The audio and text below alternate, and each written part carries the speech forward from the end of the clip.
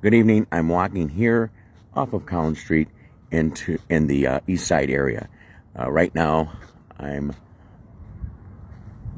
at Elwood, and I'll be going on to Young's. But they've had some problems here in the past. My late aunt, who lived down the street, heard gunfire on a regular basis, and thank God for former City Councilman Mike Turk, who got lights installed right between her house and the next door neighbor back in the late 90s because of gang members that were living next door and having parties and being loud. And Mike Turk had those lights put on with the city manager at that time. So I was very grateful to Mike Turk. He's the only one to get that kind of thing done so quickly. But this has been an area that's been hit by gunfire in the past. Recently, I haven't heard much activity here, but people have said that they see a lot of unusual traffic, but that's okay, as long as there's no shooting, as long as there's no havoc being created in this area. That's okay. People can drive around all they want, as long as they're not creating havoc, as long as they're not shooting, at targeted individuals or targeted homes. That's a good thing. So I'm just walking here tonight. I received a few messages from my followers about posts being put up, and I told them like this. I said, don't listen to them. Don't listen to those posts. I said I took 5 different drug tests before the arrest. I took one because I got very sick, and my daughter thought something was wrong with me, and I was rushed to the hospital, and I had pneumonia. And so I was acting crazy, and they took a drug test, and it was clean. And then I took 3 subsequent drug tests, one ordered by a judge, and after that test, he said, I'll never order another test because you don't take drugs. You don't have anything in your system. I don't know if they took the long one where they can go back 6 months. And I said, I've never taken drugs. I have never taken drugs in my life. I said, someone left those in my car. I said, that's as plain and simple as can be. So I've never had another drug test after that ordered by any judge. And the only one that can do that right now until I complete 16 months is the judge. And he has no intention, at least from what he's indicated to me and in the court proceedings, to ask me to take another drug test. So all these ridiculous rumors that I'm taking drugs is bull. And someone said that, Jimmy McFarland, I don't know if it was Smith, his little friend that he used to hang around with at 367 all the time after his wife would leave. I don't know if it was him or that posted on his Joliet News, but it showed where I was at a home home asking questions. And I had the stroke, but I tried to remember, and I'm pretty sure it was a home that was near a house that I used to live at. And I had received reports that there was possible activity going on there, like drugs. People were going in and out. So I looked at it for a couple of days and didn't see a whole lot of activity. Not like I was being told by a couple of my followers, because that's how I get all my information, is through my followers. Not through Joliet Police, not through any public official, but through my followers. And Joliet officers have seen my phone before, where I have hundreds of messages from followers getting me to accidents, shootings, and whatnot. It was my followers that got me first on the scene over at the fire that took place by Joliet Shorewood. It was my followers that got me to the scene of the gentleman that had committed suicide in the parking lot, or the grassy area adjacent to the parking lot at Walmart. So it was my followers. It's always my followers. And I stopped there and had a conversation, identified myself, and just tried to put a little scare in case there was something going on there. But I didn't think there was a need to, keep casing it out. I would look at it. They always told me the activity was at night between 7 and 10, I believe. And I was driving around and saw none. I saw a few people go in, but not come out. And they were saying people were going in and out. Now, maybe I picked the wrong night, but that's what that case was. And they can blur my face, but this is all about the fact that I'm doing live feeds now. They're very successful. There's a lot of people watching them. I've had over 400,000 views and, just the last 3 weeks. And that is what's killing them, because they have not liked me and I have not liked them for quite some time. When Jim McFarland was moved to Frankfurt and was still on the Joliet City Council and did not notify anybody, and the mayor found out because at that time one of the lawyers was looking into it and confronted him and told him he had to resign. He asked to stay on for a couple of weeks. That's according to what the former mayor told me. And the former mayor said, no, you have to go at the next council meeting. So after that, he hated the former mayor, he hated me, and that's fine. He can hate me all he wants. But to continue to put up these ridiculous accusations and is just absurd. At no time during any of the court proceedings did they say that I was with anyone underage or I did anything with anyone underage. Not one time during any of the court proceedings that I was at. Now I used to give rides to people all the time to the shelter, or, especially during the wintertime or during a storm. And where I'm at now, just not to get off it, there was a big shooting that took place over here by the railroad tracks about 7 years ago. And I was here covering, and then there was an accident that happened right down here with a lot of severe damage to the car. And it was horrible, and I covered that as well. And then where I'm going now, shots were fired about half a block from my aunt's house between two cars, and one car's tires were blown out, one car flipped over, and Joliet police were all over the place. So there has been some activity here, but it's been in the past. Right now, everything is quiet. There are wonderful people who live in this area. They're just trying to live the dream, to raise their families and live a good life. And that's great. My aunt's house was sold. She passed away, and that was my mom's only surviving sibling left. My dad's side there, he's the only one left. And as far as my dad goes, I get angry whenever he's brought into anything, because for the last 5 years, he's been struggling. And he lost his leg about 4 months ago to sugar diabetes. And I take him every single day for about a 2.5-hour ride. I get him in the car, get him out. In fact, my back went out yesterday because he's getting a little heavier for me because he eats at home. And halfway up the ramp, I felt it's like a snap back there, and it's been hurting me ever since, but I'm starting to get a little bit better. And feel a little bit better, I should say. But yeah, my father has had, memory issues in the last 5 years, and he's been struggling with his health, with the sugar diabetes. He's been taken to the hospital a few times by Joliet Fire Department because his sugar was too low. And so, as I have said many times and many places, if you want to come after me, just leave my family out of it. And like I said, when I had the stroke, 4 doctors were working with me. That was 4 neurologists, and they all said I had a stroke, and they were concerned because of my right side. But I worked my way back to being able to walk. I worked my way back to being able to run, because when you're fighting and you're training to fight, you have to fall down a lot. A lot of people are afraid that they're going to fall, or they fall and they don't want to try it again. I fell probably 100 times, bruises all over my legs and my arms, but I kept getting up and kept getting up and kept getting up. And then when I got home, I was walking up and down the driveway and practicing more with a walker. And then pretty soon I threw the walker to the side and I was using a cane. And next thing you know, a couple months later, I was walking up to 3 miles a day. So I did all that on my own. And I'm back to where I was prior to the stroke. And if these, they make comments like, oh, I'm going to beat his ass. I'm going to sneak up on him at Walmart and hit him. Ridiculous comments. Some of these, weirdo publications that are out there that are fake news.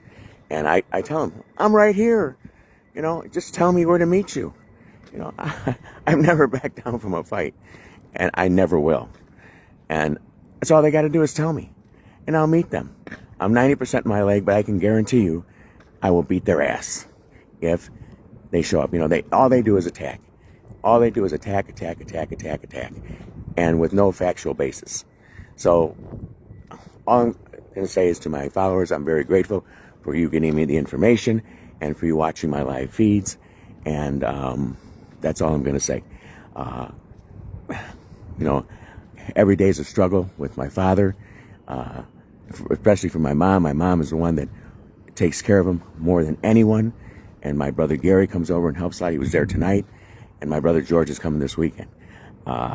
With one leg, he's and he's all the way up past the knee. So that's even more difficult. And anybody that knows my father knows he was a strong police officer with a lot of integrity. And, he had numerous accommodations from the Georgia Police Department. And he was a great police officer, but he was a great father. He's been a great father and a great husband in our family.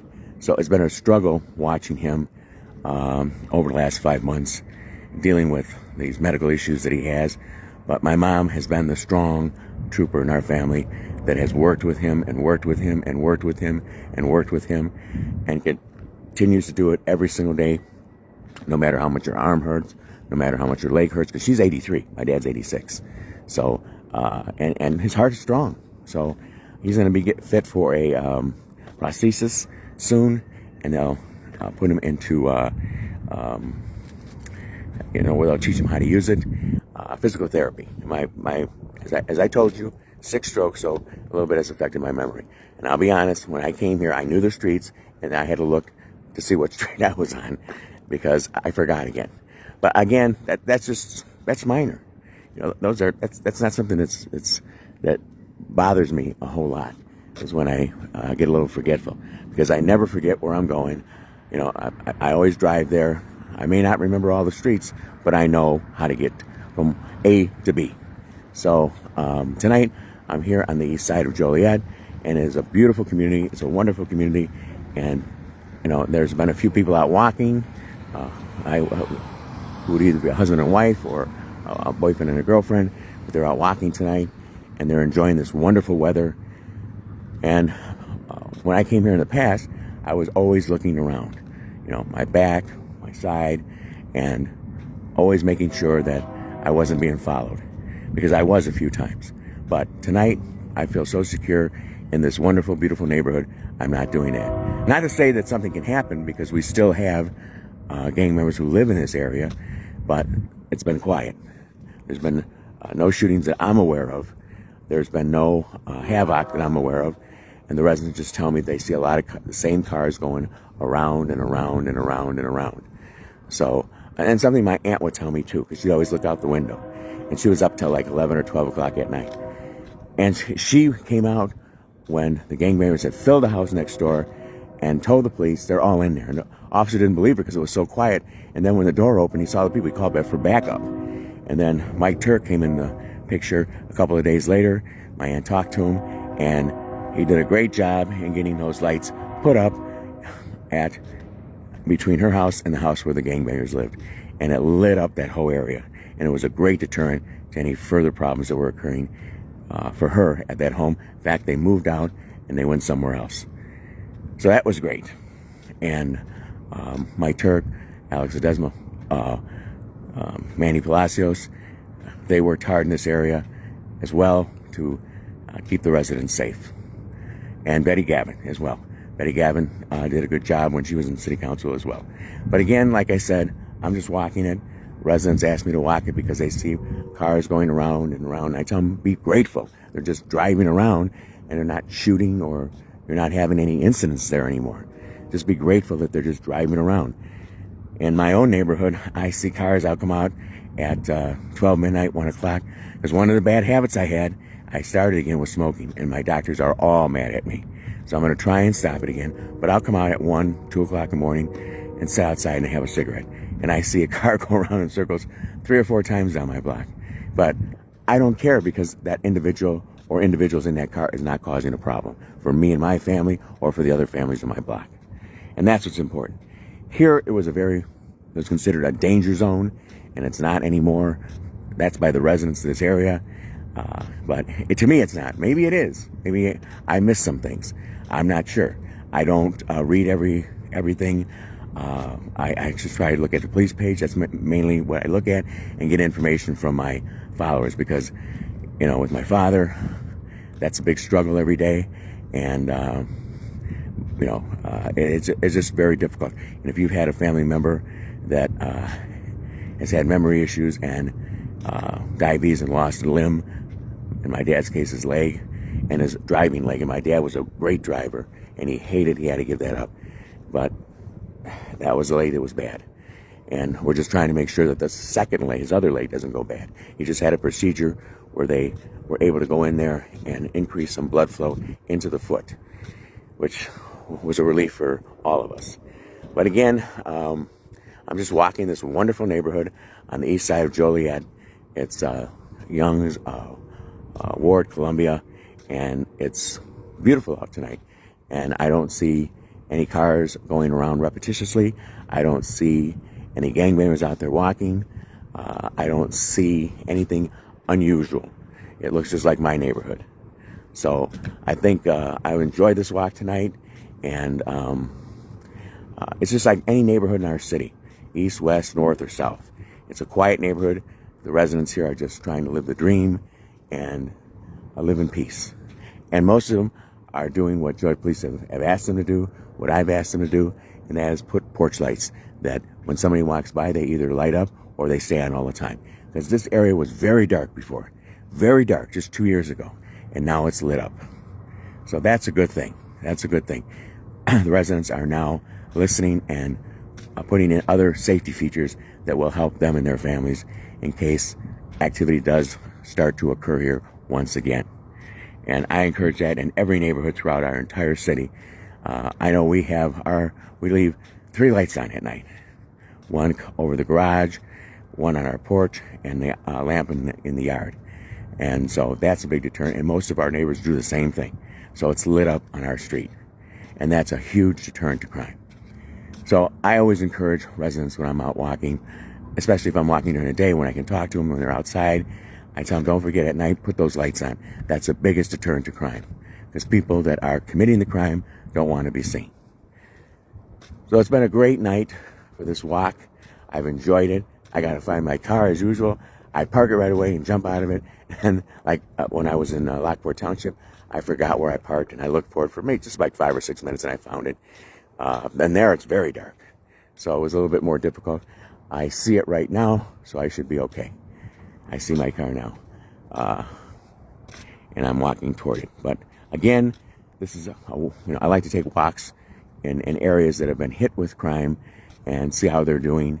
The last time I might have been here for either the car wreck or the shooting in the middle of the street, just 4 or 5 doors away from my aunt's home, and then the car that blew up one night when I got there, 2 officers arrived right on the side street. I'll know what that street is once I get up to it. I can't remember the name of it, and that's just right around the corner from my aunt. I would actually take you a minute and a half to walk from there to my aunt's house, and I was told by the officer that night that there were some gang members that lived in that house, and that some other gang members probably came by and blew that car up. It was horrible. And if you saw that live feed, you know what I mean. And I actually was on the east side, and a lady who lived in that neighborhood messaged me and said, hey, we got a huge fire out here. It was a big explosion. So I was like maybe 50 seconds away, and I got over here just like 3 or 4 seconds after police, and I went into live feed. But again, that's in the past. Nothing like that has occurred, to my knowledge, recently. And that's all been in this particular area that I'm walking now. So again, it's been quiet. I'm very happy for the residents here on the east side of Joliet that feel a little bit more secure now that activity has decreased considerably. I never like to say cease, because if it starts again tomorrow, then it didn't cease, right? So again, I think I'll pray with them and hope that it stays like this for many years to come. Nice and quiet, and it's a beautiful neighborhood. It's a wonderful neighborhood with great people living here, just like in my neighborhood and your neighborhood, all across this city and other communities who also watch this live feed. So again, I'm going to be ending the live feed. It was very great to walk out here tonight. even it's because it's so beautiful out. It's wonderful out tonight. The weather is great.